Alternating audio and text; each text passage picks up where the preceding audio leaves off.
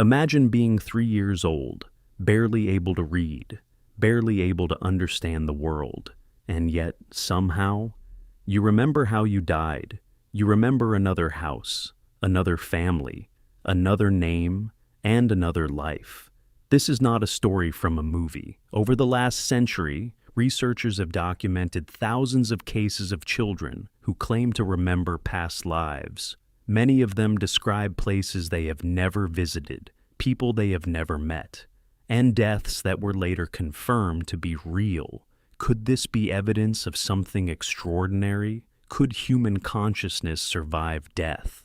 Today we explore one of the oldest and most mysterious ideas in human history: the possibility that death may not be the end, the possibility that we may live again. This is the mystery of reincarnation. The idea that the soul is reborn did not start in modern times. It has existed for thousands of years. In religions like Hinduism and Buddhism, reincarnation is a central belief. According to these traditions, life is not a single journey. It is a cycle: birth, life, death, and then rebirth. This endless cycle is known as samsara. The quality of your next life depends on something called karma. If a person lives with kindness and wisdom, they may be reborn into a better life. But if someone lives with cruelty and selfishness, they may face suffering in their next existence. For believers, this explains many mysteries of life: why some people are born into wealth, while others suffer extreme poverty; why some children show talents they were never taught. But is this simply a religious explanation? Or could there be real evidence? In the 1960s, a psychiatrist from the University of Virginia began studying something unusual. His name was Ian Stevenson. Instead of dismissing stories about past lives, Stevenson decided to investigate them scientifically. For over 40 years, he traveled around the world collecting cases: India, Sri Lanka, Lebanon, Turkey, the United States. He focused on a specific type of report: young children who claimed to remember previous lives. What he discovered was astonishing. Many of these children began speaking about past lives between the ages of 2 and 5. They would describe names, villages, family members, and sometimes the way they died. In many cases, researchers were able to locate real people whose lives matched the children's descriptions. Stevenson eventually documented over 2,500 cases. Some of them were difficult to explain, but one case stood out among the rest.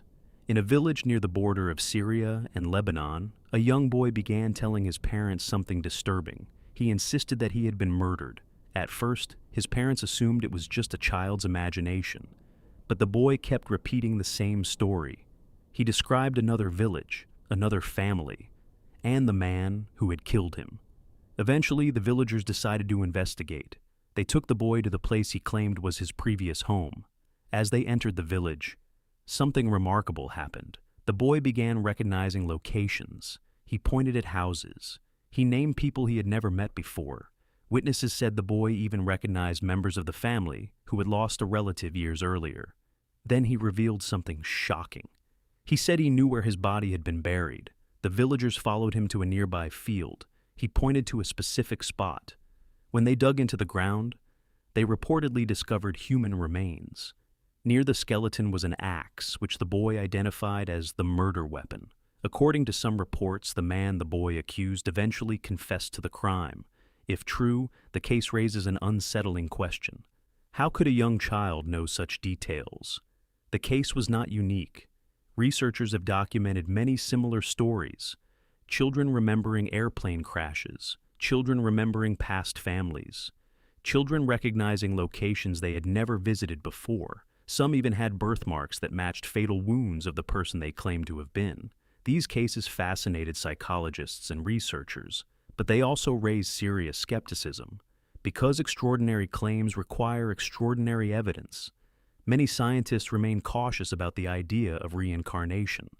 They argue there may be simpler explanations. For example, children might overhear stories from adults.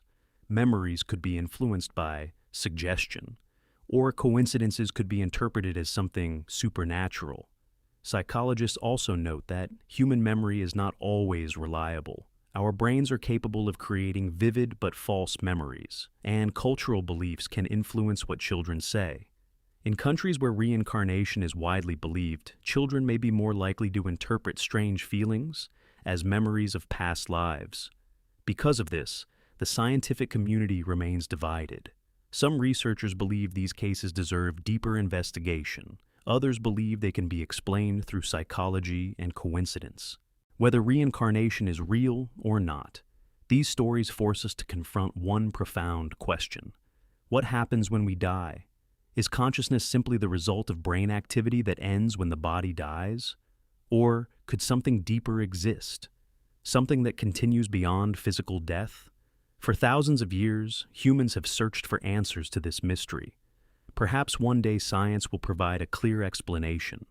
But, until then, the possibility remains that life may not be a single journey, but one chapter in a much longer story.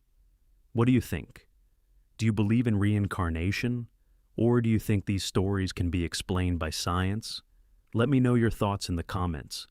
And if you enjoy mysteries like this, subscribe for more stories exploring the unknown.